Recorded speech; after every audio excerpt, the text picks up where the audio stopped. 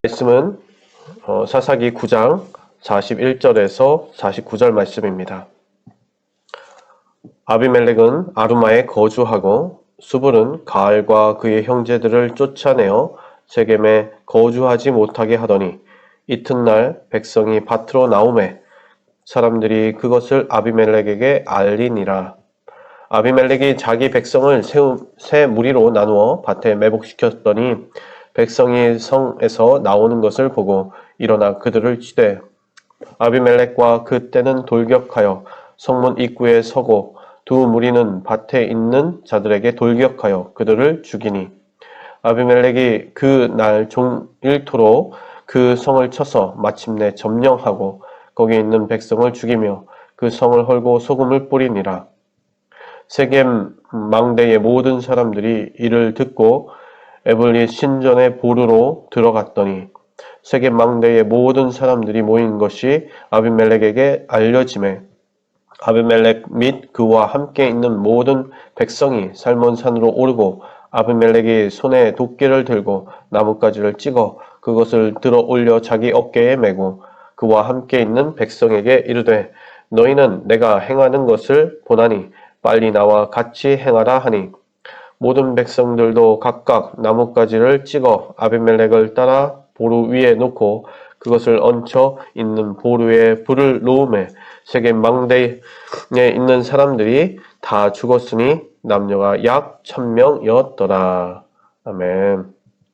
오늘 말씀은 교만한 자가 가는 길은 패망이다 라는 말씀의 제목을 가지고 함께 나누겠습니다. 아비멜렉과 그 가알 그리고 세겜과의 전쟁이죠. 사실은 가알 한 사람 어떻게 보면 아비멜렉에 대한 저항을 하고 어쩌면 도전장을 냈던 사람은 가알입니다. 가알의 주변에 있는 사람들도 있겠지만 어찌되었든 아비멜렉은 그 가알을 잡기 위해 전쟁을 시작했고 그 전쟁 때문에 지금 수많은 사람들이 죽고 있습니다. 그리고 일방적인 싸움이 되어버렸죠. 가알이 어떻게든 싸워보려고 했지만 그 힘으로는 결코 이길 수가 없었고 가알은 도망치게 됩니다. 어떻게 보면 복수의 복수를 행하는 아비멜렉, 그 가알만 처리해도 되는데 지금 세겜성에 있었던 모든 사람들을 죽입니다. 그의 모습을 보게 되면 정말 그 악의 끝을 보여주는 모습입니다. 그리고 그냥 성에 있었던 사람들을 숨어 있던 사람들이 이렇게 성 밖으로 밭으로 나오게 되죠. 숨어 있다가 이제 점점점 나오니까 그 뒤에 문을 막아버리고 밭에 있었던 사람들 다 죽이고 그리고 하루 종일 그 성 안에 있는 사람들 다 무너뜨리고 죽이고 그 위에 소금을 뿌려서 아예 그 성을 없애버립니다.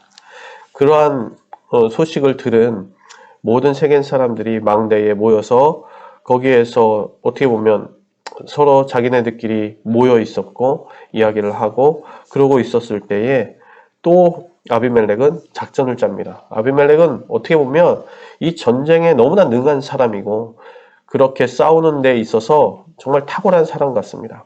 또 매복을 시키고 언제 어떻게 우리가 싸워서 이기면 된다 라는 이러한 정확한 생각을 너무나 잘하고 있었습니다. 그래서 또 매복을 하고 또 그러면서 언제쯤 이렇게 칠까 거기에 망대에 올라가 있던 사람들을 다 나무를 잘라서 그 밑에다가 다 놓은 다음에 그리고 다 같이 모든 사람들이 가가지고 불을 지릅니다.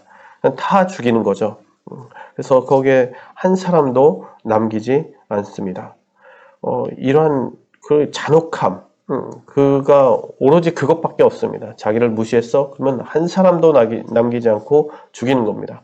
자기 형제 70명을 그렇게 죽였던 것처럼 아비멜렉은 그 자기 밑에서 아니면 자기를 무시했던 어떤 사람도 다 죽이고 그 마을 전체를 다 없애버리고 세겜이라는 동네의 모든 사람들을 없애버립니다. 아주 진멸해버리는 것이죠. 이것은 그런데 전쟁의 승리처럼 보이지만 결코 그렇지 않습니다. 세겜을 다스리는 왕입니다. 아비멜렉은 거기에 지역에 지금 이스라엘뿐만 아니라 그 세겜까지도 다 다스리고 있었던 사람입니다. 자기가 다스리는 백성을 쉽게 얘기해서 포로지만 그러한 사람들을 지금 죽인 것이나 마찬가지입니다. 그러니까 분열한 것이고 그 안에서 쿠데타가 일어날 뻔한 것을 막은 것일 뿐이지 어떻게 전쟁에서 승리했다. 이것이 뭐 멋진 승리이다. 그렇게 말할 수가 없습니다. 점점 스스로 자멸해 가는 것이고 분열해 가는 것입니다. 자기 자신의 땅을 공격하는 거나 마찬가지죠. 그러니까 욕심은 어떻게 보면 눈을 멀게 합니다. 귀를 닫게 합니다. 이성을 잃게 합니다. 그래서 어떻게 보면 이성을 잃고선 공격하는 그 전쟁, 자기를 찌르는 것 같은 그러한 전쟁, 자기의 가족을 죽이기도 하고요. 자기의 땅에 있었던 모든 사람들을 다 죽이게 됩니다. 자기 혼자 남게 되는 것이죠. 결과적으로. 무엇이 남겠습니까? 그러한 이성을 잃고 잘못된 판단을 하는 것. 저희들도 그렇게 이야기하지 않습니까? 너무나 이성을 잃고 흥분했을 때에 어떤 결정을 쉽게 하지 말라고. 우리는 흥분했을 때 쉽게 결정합니다. 이것을 다 어떻게 좋은 결정은 아니겠죠.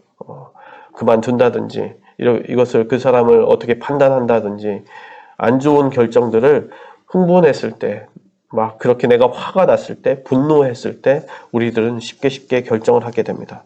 그런데 그러한 결정은 결코 좋은 결과를 낳지 않게 하죠.